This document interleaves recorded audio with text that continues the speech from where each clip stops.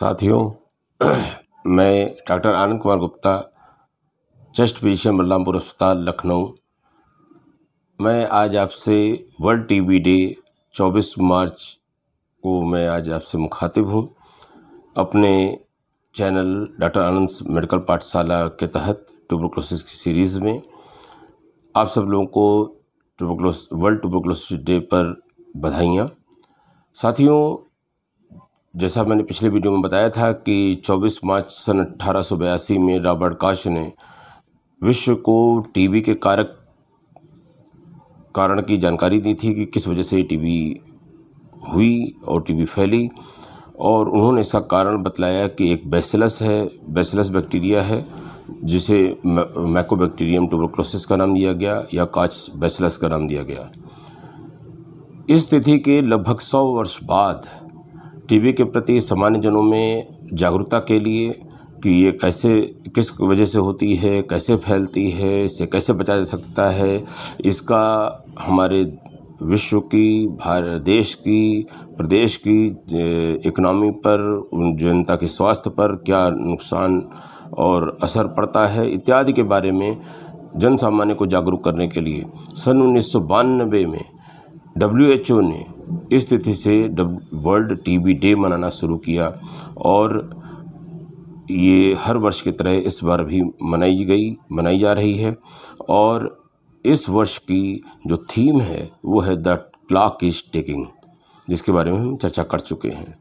साथियों, जैसा हमको पता है कि ट्यूबरकुलोसिस मरीज के खांसने, छींकने इत्यादि से जो ड्रॉपलेट्स निकलते हैं वो कहते हैं कि जब बाहर आते हैं, इसमें माइकोबैक्टीरियम ट्यूबरकुलोसिस के जीवाणु होते हैं, बैक्टीरिया होते हैं, और उनके संपर्क में आने वाले व्यक्ति में स्वतंत्र से ये प्रवेश करते हैं। तो इस प्रकार से ये फेफड़ों को सर्वप्रथम प्रभावित करता है और फिर अन्य अंगों में भी फैल सकता है। ये टीबी का होना संक्रमण के बाद जो संक्रमित व्यक्ति है उसकी इम्यूनिटी और उसके अंदर प्रवेश करने वाले बैक्टीरिया की जो मात्रा है, लोड है, उसके जो इंटरेक्शन है, उनके बीच में जो संघर्ष है, उसका जो परिणाम होगा उस पर डिपेंड करेगा। अगर उसकी इम्यूनिटी बेहतर है बैक्टीरिया की लोड के परिप्रेक्ष्य में, तो वो जो है संक्रमित होकर के रह जाएगा, उसको कोई डिजीज़ नहीं होगी। वहीं पर अगर उसकी इम्यूनिटी लोड के वर्सेस कम है तो उसके अंदर संक्रमण के बाद बीमारी भी हो जाएगी। साथियों, ये चिंता का विषय है कि आज विश्व की 1/3 जनसंख्या टीबी से संक्रमित है, और इसका 5 से 10% जनसंख्या पूरे जीवन काल में टीबी के रोग से ग्रसित हो जाती है। 2019 का अगर आंकड़ा देखें तो विश्व भर में 1 करोड़ लोग टीबी से बीमारी की वजह से कहते हैं कि मृत्यु को प्राप्त हुए, और इसमें से टीबी से ग्रसित हुए, और 14 लाख लोग मृत्यु को प्राप्त हुए। 1 करोड़ लोग टीबी से ग्रसित होकर के 14 लाख लोग मृत्यु को प्राप्त हुए। वहीं भारत में देखें तो भारत की लगभग आधी आबादी टीबी से संक्रमित है। संक्रमित होना बीमारी होना नहीं है। और विश्व की जो कुल टीबी के मरीजों की संख्या का 26% लगभग 1/4 जो है केवल भारत में रहती है। भारत में हर 3 मिनट में 2 व्यक्ति टीबी से मरते हैं। अगर इसको और समझें तो प्रतिदिन 1000 आदमी टीबी की वजह से मरता है, और इस तरह से एक साल में लगभग 4.5 लाख लोग भारत में ही टीबी की वजह से मरते हैं।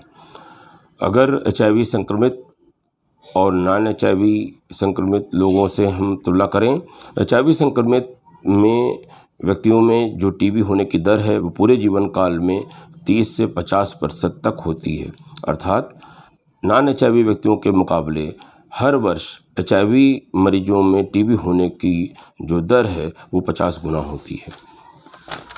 इस तरह से अगर हम देखें तो जो टीबी है वो जो जिनमें इम्यूनिटी कम होती है, जैसे HIV के इन्फेक्शन में, उनमें जो है टीबी की संभावना प्रबल होती है। और कौन कौन सी स्थितियां हैं जिसमें टीबी होने की संभावना ज़्यादा होती है? पहला, यदि जो लोग फेफड़े की टीबी के ग्रसित व्यक्तियों के, रोगियों के पास में लंबे समय तक असुरक्षित संपर्क में रहते हैं। दूसरा, जो लोग कुपोषित हैं, खास करके अंडर नरिश्ड हैं, उनके अंदर खून की कमी है, एनीमिया है, या जिनमें कहते हैं कि वज़न कम है पहले से, अंडरवेट हैं, या जिनमें प्रतिरक्षा तंत्र कमज़ोर है, अभी मैंने बात की कि इम्यूनिटी कमज़ोर है, जैसे डायबिटीज़ मिलेटस में हो जाता है, कैंसर में हो जाता है, HIV संक्रमण में हो जाता है, या स्टेरॉयड की थेरेपी पे हों। स्टेरॉयड की थेरेपी कैसे चलती है? जिसमें आर्थराइटिस है या और कुछ बहुत सी बीमारियाँ जिसमें स्टेरॉयड की थेरेपी हमें उनको ज़िंदा रखने के लिए उनके इलाज के रूप में लंबे समय तक चलानी पड़ती है, तो उनमें इम्यूनिटी डाउन रहती है। उसी प्रकार जो वो पॉपुलेशन, वो जनसंख्या जो बहुत घनी आबादी में रह रही है, मतलब नहीं कि एक कमरे में 5-5, 7-7, 8-8 लोग रह रहे हैं, कंजेस्टेड इलाके में रह रहे हैं, जैसे जेल के बैरक में रहने वाले लोग हो गए, कहते हैं कि ये आपके आश्रम आदि में रहने वाले हो गए। तो इस तरह के जो मतलब कि कंजेस्टेड डेंस पॉपुलेशन में रह रहे हैं, तो एक को बीमारी हुई, दूसरे को संक्रमण फैलने की दर बढ़ जाती है। जो लोग सैनिटेशन वाइज पुअर वेंटिलेशन, मतलब ये जिसमें हवा का आदान प्रदान न्यूनतम है, नहीं है, या जहाँ पर सनलाइट ना के बराबर पहुँच रही है, ऐसे धूएं से भरे माहौल में पुअर सैनिटेशन में रहते हैं, नशा करते हैं, जैसे धूम्रपान, मद्यपान आदि, तो उन सब में इम्यूनिटी कमज़ोर होने से, संक्रमित लोगों के साथ रहने की वजह से, अन्य कारणों से उनमें TB होने की संभावना प्रबल होती है। साथ ही ये भी देखा गया है कि जो कम उम्र में शादी करने वाली महिलाएं हैं, उनमें ज़्यादा बच्चे हैं, डरने वाली महिलाएं हैं, इन सब में भी TB की संभावना प्रबल रहती हैं। तो हमको इन कारणों को अपने जीवन से हटाना है, अपने समाज के जो लोग इस तरह के माहौल में रह रहे हैं उनको हटाना है, उनको अच्छी ज़िंदगी देने का प्रयास करना है सामाजिक दायित्व के रूप में, तभी हम TB पर विजय प्राप्त कर सकते हैं। कौन सी पॉपुलेशन का कौन सा एज ग्रुप से ज़्यादा प्रभावित होता है? तो ये पाया गया है कि 20 से 60 वर्ष के जो इकोनॉमिकली प्रोडक्टिव एज ग्रुप कहलाता है, ये TB से सबसे ज़्यादा प्रभावित होता है, और उसमें भी मेल चूँकि बाहर ज़्यादा निकलते हैं, इसलिए उनमें ज़्यादा पाया जाता है। वैसे कोई भी एज ग्रुप या कोई भी सेक्स इसके लिए अछूता नहीं है। और इसकी नज़रिए से अगर हम देखें कि हमें क्या करना है कि TB के हर वर्ग को बचाने की कोशिश करना है। भारत में TB के कंट्रोल के लिए जो NTCP national tuberculosis control programme चलाया गया था सन 1962 में, जब उसको कहते हैं कि सन 1992 में पाया गया कि ये फेल्योर है 30 साल के बाद, तो RNTCP revised national tuberculosis control programme 1993 से प्रोजेक्ट के रूप में शुरुआत किया गया। उसके बाद इसको जब इसकी सफलता को देखा गया तो 99 से 2006 के बीच में प्रोग्राम्ड फेस में पूरे देश में इसको फैला दिया गया। आच्छादित पूरा देश इस प्रोग्राम के तहत आच्छादित हो गया। इसके अंदर हमने 60 कोर्स कीमोथेरेपी SCC सबको उपलब्ध करवाई गई और इसको इंटरमिटेंट रेजिम से दिया गया, और इसमें मरीजों को दवा पूरी करने का पूरा कोर्स खाने का जो जिम्मा दिया गया वो स्वास्थ्य विभाग को दे दिया गया कि ये जो है आपको इसको मरीज को खिलाना सुनिश्चित करना है। इसके लिए एक तंत्र विकसित किया गया जिसे डायरेक्टली ऑब्जर्व ट्रीटमेंट 60 कोर्स अर्थात DOTS नाम दिया गया। इसके अंदर मरीज के परिवार के किसी सदस्य को या उसके साथ में पड़ोस में रहने वाले किसी अन्य व्यक्ति को जिम्मेदारी दी गई, जैसे आशा वर्कर आदि को जिम्मेदारी दी गई कि आप इनको जो है हफ्ते में 3 दिन दवाएं खिलाएंगे और इस तरह से 6 महीने का कोर्स पूरा कराएंगे। अक्टूबर 17 में इसमें कहते हैं कि जो दवाएं अलग अलग थीं TB की, उनको फिक्स डोज टैबलेट में बदला गया, मतलब एक ही टैबलेट में चारों मुख्य दवाइयाँ रिफेम्पसिन, INH, रिथम्बुटाल और पैराजरमाइड को वेट बैंड के हिसाब से छोटी छोटी गोलियां बनाई गई, ताकि हर बैंड के हिसाब से 15-15 किलो के हिसाब से इनको टैबलेट काउंट करके वजन के हिसाब से मरीज को देने में आसानी रहे, और इसको रोज़ाना रेजिम में बदल दिया गया। अब हफ्ते में 3 दिन के बजाय रोज़ खानी पड़ती हैं TB की दवाइयाँ, जैसा पहले भी करते थे। और 19 मार्च 2018 से टीबी को एक नोटिफाइड डिसीज़ घोषित कर दिया गया। अर्थात इसके तहत हर टीबी के मरीज की जानकारी टीबी के पोर्टल, निश्चय पोर्टल पर देना सुनिश्चित करना होता है, और ये जो है चिकित्सक या दवा विक्रेता द्वारा सुनिश्चित किया जाएगा। अन्यथा वो धारा 269 और 270 के तहत कारावास, जुर्माना या दोनों के लिए भागीदार होगा। साथियों, सरकार ने टीबी को ख़त्म करने के लिए जो है 1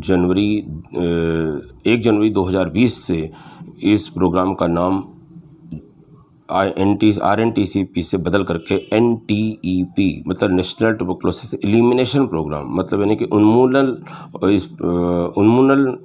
उन्मूलन का प्रोग्राम चालू कर दिया। मतलब कि टीबी हम ख़त्म करना चाहते हैं, और ख़त्म करने का उद्देश्य वही हमने जो पहले बताया था कि NTB का प्रोग्राम हम लोग टारगेट 2025 तक पाना चाहते हैं। साथियों, जैसा हमको मालूम है कि फेफड़े में टीबी के कीटाणु सबसे पहले जाते हैं, और चूँकि कहते हैं कि समस्त टीबी के मरीजों में फेफड़े की टीबी लगभग 80% या से ज़्यादा होती है, और फेफड़े के टीबी के मरीज ही टीबी फैलाते हैं खांस करके, छींक करके। तो फेफड़े की टीबी के लक्षणों के प्रति हमें जागरूक होना ज़रूरी है। यदि हमारे आस पड़ोस में या हमारे परिवार जानकारी में किसी भी व्यक्ति में 2 हफ्ते से ज़्यादा किसी को खांसी, बलगम में खून, बुखार आदि आ रहा हो, तो हमको जो है टीबी के लिए उसको जांच के लिए प्रेरित करके अवश्य जांच कराना चाहिए। याद रखें, 2 हफ्ते से ज़्यादा खांसी, बुखार और कहते हैं कि बलगम में खून आ भी सकता, नहीं हो सकता, अगर ये आ रहा हो तो टीबी के लिए जांच कराना चाहिए। बुखार आ रहा है तो कारण तो ढूंढना चाहिए। लक्षण के लिए दवा खा लिया, पैरासिटामोल गोली खा लिया या कोई दवा लेके खा लिया और बुखार 3-3, 4-4, 6-6 महीना चल रहा है, तो कृपया ऐसा न करें। लक्षण और बीमारी में अंतर समझें। यदि किसी को कोई लक्षण बार बार पलट रहा है या लंबे खिंच रहा है तो उसके पीछे की बीमारी, इसका मतलब अभी तक पकड़ी नहीं गई है। बीमारी को ढूंढें। बुखार मलेरिया में भी आएगा, फाइलेरिया में भी आएगा, वायरल फीवर में भी आएगा, फोड़े में भी आएगा, न्यूमोनिया में भी आएगा, टीबी की बीमारी में भी आएगा, बहुत सी बीमारियों में आएगा, लेकिन सबका इलाज अलग अलग होना ही है। तो बीमारी का नाम तय होना बहुत ज़रूरी है। और टीबी के दूसरे लक्षणों में भूख में कमी, वजन में कमी, थकान, रात में पसीना आना आदि भी मिलते हैं। साथियों, जैसा हमें मालूम है कि टीबी कई तरीके की होती है, और अगर हम टीबी के प्रकार देखें तो पहला प्रकार ये हो सकता है कि अंगों को प्रभावित करने के आधार पर, जैसे पल्मोनरी ट्यूबरकुलोसिस और एक्स्ट्रा पल्मोनरी ट्यूबरकुलोसिस। अर्थात पल्मोनरी ट्यूबरकुलोसिस उनको कहते हैं जब फेफड़े के पैरेन्काइमा, जहाँ पर हवा का आदान प्रदान होता है, और उन हवा को लाने वाली जो ट्यूब्स हैं जिनको हम ब्रांकाई कहते हैं, उनमें अगर ट्यूबरकुलोसिस होती है तो हम कहते हैं फेफड़े की टीबी है, पल्मोनरी ट्यूबरकुलोसिस है। वहीं पर फेफड़े के पैरेन्काइमा या ट्यूब के अलावा उसकी झिल्ली में अगर टीबी वजह से पानी बन जाए, या गले की गांठ की टीबी हो, या कि शरीर के अन्य अंगों जैसे हड्डी है, आँख की टीबी है, आंत की टीबी है, तो हम सब कहेंगे वो एक्स्ट्रा पल्मोनरी है, मतलब फेफड़े के बाहर की टीबी है। वहीं पर दूसरी तरह से हम टीबी को समझ सकते हैं कि एक्टिव टीबी या लेटेंट टीबी। जब मरीज में टीबी एक बीमारी का रूप धरने, संक्रमण के बाद बीमारी का रूप धर लेती है, तो हम उसको एक्टिव टीबी कहते हैं। एक्टिव टीबी का मतलब ये होता है कि इसके अंदर अब बीमारी के लक्षण दिखने लगे हैं जो टीबी की तरफ इशारा करते हैं। तो अगर हम खास करके अगर फेफड़े की दृष्टि से देखें तो लेटेंट टीबी और एक्टिव टीबी में अंतर ये है कि लेटेंट टीबी में संक्रमण होता है लेकिन लक्षण नहीं होते, छिपी हुई टीबी होती है, और एक्टिव टीबी में टीबी की डिजीज़ होती है, उसमें लक्षण होते हैं। और फेफड़े की टीबी है तो वो बैक्टीरिया के मल्टीप्लाई करने की वजह से उसमें लक्षण आने लगते हैं और उसमें टीबी फैला सकता है अगर फेफड़े की टीबी खास करके हो। तो इस तरह से दूसरी तरह से हम टीबी को समझ सकते हैं। तीसरी तरह से हम टीबी समझ सकते हैं drug sensitive TB, drug resistant TB. जो मुख्य 2 दवाइयाँ हैं टीबी की, INH जिसको हम आइसोनियाज़ेड भी कहते हैं, और रिफेम्पसिन। ये अगर दोनों दवाइयों से मतलब जो बैक्टीरिया उस पर्टिकुलर मरीज में है उससे वो मर जा रहा है तो हम कहेंगे ड्रग सेंसिटिव टीबी है। अगर ये 2 दवाइयाँ में से कोई एक या दोनों काम नहीं कर रही हैं तो हम कहेंगे ड्रग रेजिस्टेंट टीबी है। इसके साथ अन्य दवाइयाँ काम कर भी सकती हैं, नहीं भी कर सकती हैं। तो ड्रग सेंसिटिव टीबी में हम लोगों को सामान्य जो 4 सबसे अच्छी दवाइयाँ हमारे पास हैं, रिफेम्पसिन, INH, एथम्बुटाल और पैराजोलमाइड, इनको हम लोग देते हैं। ड्रग रेजिस्टेंट टीबी का पता लगते ही इन दवाइयों का हमारे पास से सहारा छूट जाता है और अन्य दवाओं के हम लोगों को समूह बनाने पड़ते हैं ताकि मरीज की टीबी को हम ठीक कर सकें। इसके कई रूप होते हैं। एक INH मोनो रेजिस्टेंट टीबी होती है, रिफेम्पसिन रेजिस्टेंट टीबी होती है, पॉली ड्रग रेजिस्टेंट टीबी होती है, मल्टी ड्रग रेजिस्टेंट टीबी होती है, एक्सट्रीम ड्रग रेजिस्टेंट टीबी होती है, एक्सटेंसिव ड्रग रेजिस्टेंट टीबी होती है। इस तरह के MDR, XDR, XSDR इस तरह की टीबियाँ होती हैं, टीबी के रोग होते हैं। अगर हमें सुरक्षित रहना है तो हमें हर मरीज का, संभावित मरीज का खोजना है, उसको समय पे इलाज दिलाना है और कहते हैं कि अगर टीबी का कोर्स वो पूरा कर लेता है, उसके अंदर टीबी बिगड़ती नहीं तो उससे फैलने वाले टीबी के कीटाणु से भी सेंसिटिव टीबी ही होगी। अब अगर हम बचाव की बात करें कि टीबी से हम बचें कैसे, तो उसके पहले हम ये चर्चा कर लेते हैं कि फेफड़े की टीबी के लक्षण की तो हमने चर्चा कर ली, हमने टीबी के प्रकार की चर्चा कर ली। क्या दूसरे अंगों की टीबी में क्या लक्षण हो सकते हैं? अगर हम दूसरे अंगों की टीबी की बात करें, जैसे अगर हम बात करें कि दिमाग की टीबी अगर है तो उसमें क्या लक्षण होंगे? तो दूसरे अंगों में लक्षण जरूरी नहीं कि वो फेफड़े की टीबी जैसे हों। जैसे सर की टीबी, दिमाग की टीबी होगी तो उसमें सर में दर्द होगा, उल्टियाँ आ सकती हैं, बुखार तो होगा ही, साथ में जो है झटके आ सकते हैं, इस तरह के लक्षण हो सकते हैं। पेट की टीबी है तो उसमें पेट में दर्द रहना, बार बार कब्जियत या दस्त होना, कहते हैं कि पेट साफ ना होना, पेट गुथे आठे जैसा महसूस होना आदि। तो इस तरह के हर अंग के हिसाब से उसके स्थानीय लक्षण और वहाँ पर जो परिवर्तन हुआ उसकी वजह से दूसरे अंगों में दबाव, उसकी वजह से लक्षण, इस तरह के लक्षण हो सकते हैं। वो हम लोग एक्स्ट्रापुलर ट्यूबरकुलोसिस के अगली सीरीज़ में हम लोग बात करेंगे, समझने की कोशिश करेंगे। अगर हम लोग टीबी के बचाव की बात करें तो टीबी से बचने के लिए सबसे पहला ज़रूरी ये है कि हम अपने परिवार हो या आस पड़ोस हो, समाज हो, अगर हमको पता लगता है सामाजिक दायित्व की तरह कहते हैं कि इसको जो है लंबे समय से खांसी आ रही हो लेकिन ये इलाज नहीं करा रहा है, तो हम उसको सब प्रयास सामाजिक दबाव डाल करके, समझा करके उसको इलाज पर जल्दी से जल्दी ले आएँ कि भाई चलो जांच करवा देते हैं तुम्हारा सरकारी में, अगर जो बीमारी निकलेगी तो उसका इलाज हो जाएगा, वो टीबी होगी तो टीबी का इलाज होगा, जो होगा उसका इलाज हो जाएगा। अगर टीबी निकलती है तो उसको पूरे 6 महीने के इलाज सरकार इंश्योर कर रही है, हम लोग को नीचे पोर्टल पे उसकी एंट्री करा करके और उसका इलाज शुरू करवा कर देना है। टीबी दवा उसको नियमित मिलेगी, वो ठीक हो जाएगा। साथ में सरकार ने इंसेंटिव के रूप में, सहायता के रूप में 500 रुपये का हर महीने का पोषण भत्ता भी देना सुनिश्चित किया है ताकि उसको खाते में पैसा पहुँचे और वो उससे पोषण भी ले सके, पोषक पदार्थ भी खा सके।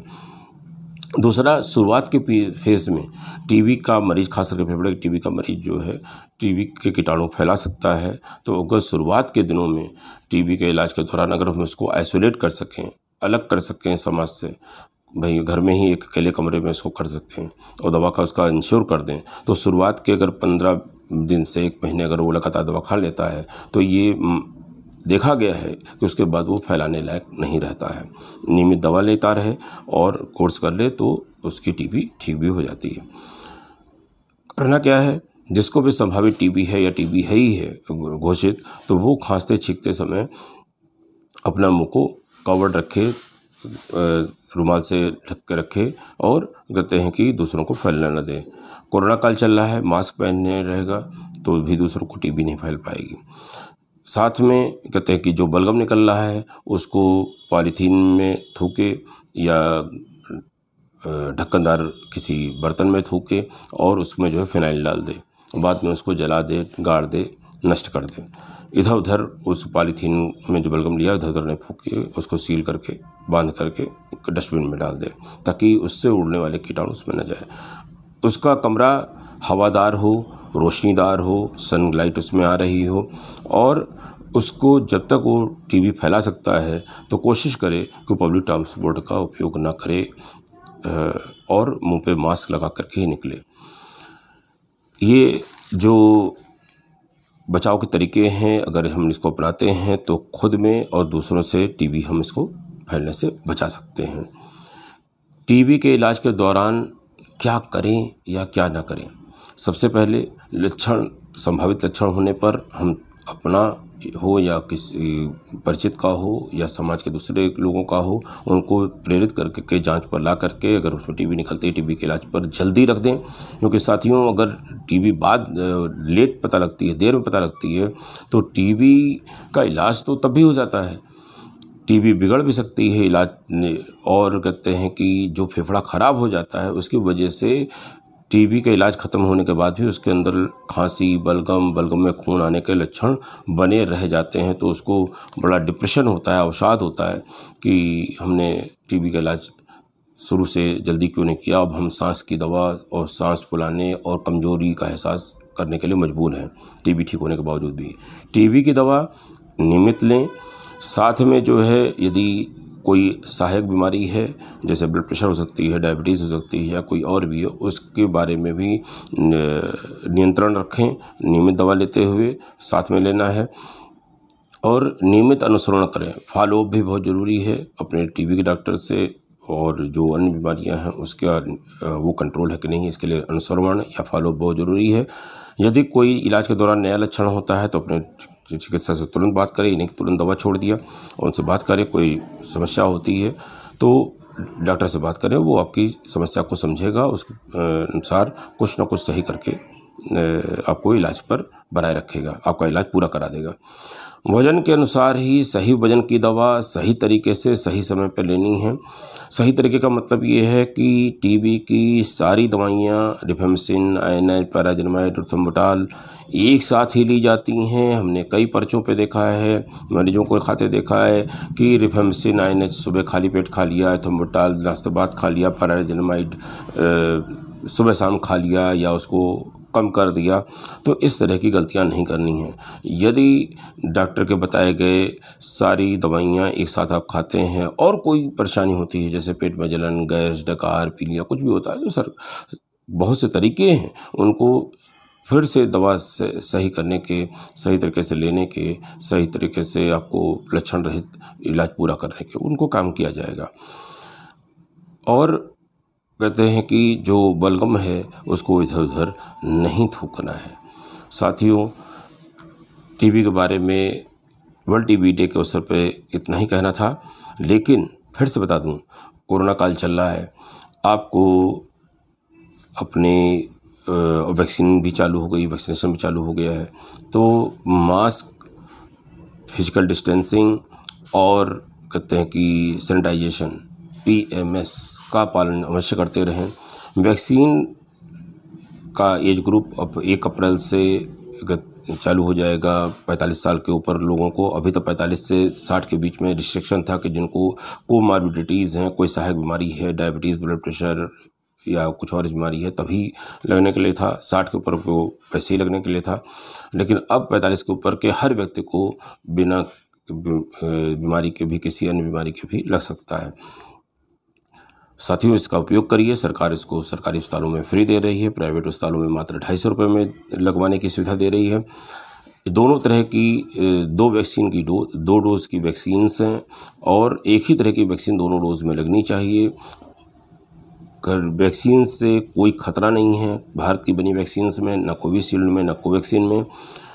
अगर आप हार्ट के पेशेंट हैं, ज़्यादा सेंसिटिव हैं, तो आप CRP करा सकते हैं, C रिएक्टिव प्रोटीन करा सकते हैं। अगर वो नॉर्मल है, 1 या 1 से नीचे है, तो आप समझें कि आपको कोई खतरा नहीं है। एलर्जी अगर छोटी मोटी होती भी है तो आधे घंटे आपको स्टे करा करके आपको सुरक्षित ही रखा जाता है। किसी भी बीमारी की दवा के साथ इसका कंट्राइंडिकेशन नहीं है। कोई भी दवा जो आप एंटीप्लेटलेट खा रहे हैं ले सकते हैं, कोई दवा छोड़ने की ज़रूरत नहीं है। हाँ, एंटीकोगुलेंट में भी अगर आपको लगता है कि कहीं ऐसा ना हो खून ज़्यादा आने के, तो INR करा सकते हैं। INR अगर नॉर्मल है तो उसमें भी कोई खतरा, आपको डरने की ज़रूरत अपनी तरफ से भी नहीं है। डॉक्टर तो अश्योर कर ही रहे हैं कुछ नहीं होगा। केवल हीमोफीलिया के मरीजों को छोड़ करके बाकी सब के लिए प्रैक्टिकली अलाउड है और आप इसको कोशिश लगवाएं। हाँ, वैक्सीनेशन कर लेने का मतलब ये नहीं है कि हम अपनी मास्क, डिस्टेंसिंग और सैनिटाइजेशन को छोड़ दें।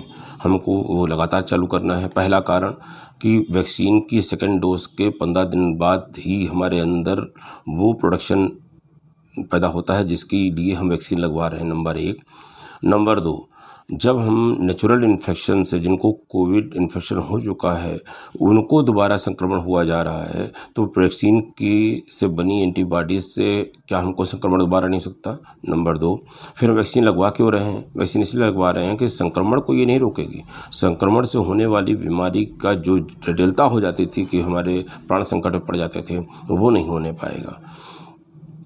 लेकिन म्यूटेंट जो वायरसेस की खबर आ रही है, अभी खबर आई कहते हैं कि डबल म्यूटेंट वायरस भी भारत में पाया गया है।